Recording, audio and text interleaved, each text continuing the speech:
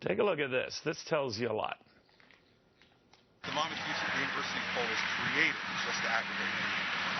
Just look at Patrick Murray, his tweets. There couldn't be a less objective pollster about Chris Christie in America. The guy's an advocate. He's a liberal advocate.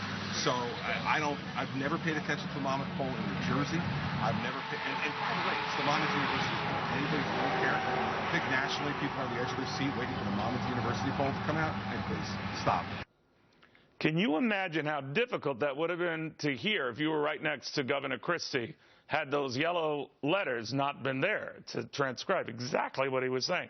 But what he was saying in all seriousness, Governor Christie came out against a Monmouth poll that shows him not making traction in New Hampshire. And other polls sometimes confirm that, others do not. And I will say this, having studied these Monmouth polls a lot in the past, even within the state of New Jersey, they have been wrong a lot. So Washington Examiner's Tim Carney on that. You say, Tim, regardless of whether they've been right or wrong, it's generally bad to go after the pollster. Explain. Well, it sounds like complaining. It sounds like pointing fingers. I mean, I know that a lot of Republicans do get mileage out of going after the media and their criticism. Say, oh, they're not covering me enough, or they're covering me in a biased way.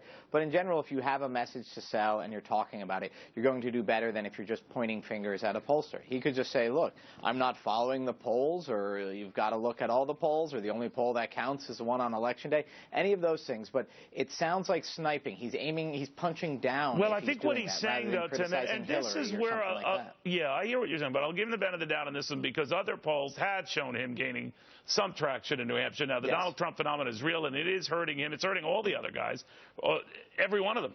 But the one thing I did notice in this poll that maybe the governor wasn't aware of is that he is their number one second choice.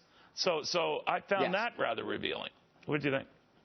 And I do think that it's really important when we in the media cover polls. There's easy to just focus on the headline number. Yes. Sometimes there's not enough focus on, well, bigger sample sizes are going to be more accurate. There is going to be a margin of error no matter what. Are we talking likely voters or registered voters? This far out, you don't have a great way of measuring likely voters. And the main and most important thing, and this was contained in some of what he was saying, you have to look at the aggregate of many polls and the trend lines rather than simply an individual poll. That this is kind of responsible journalism on polls.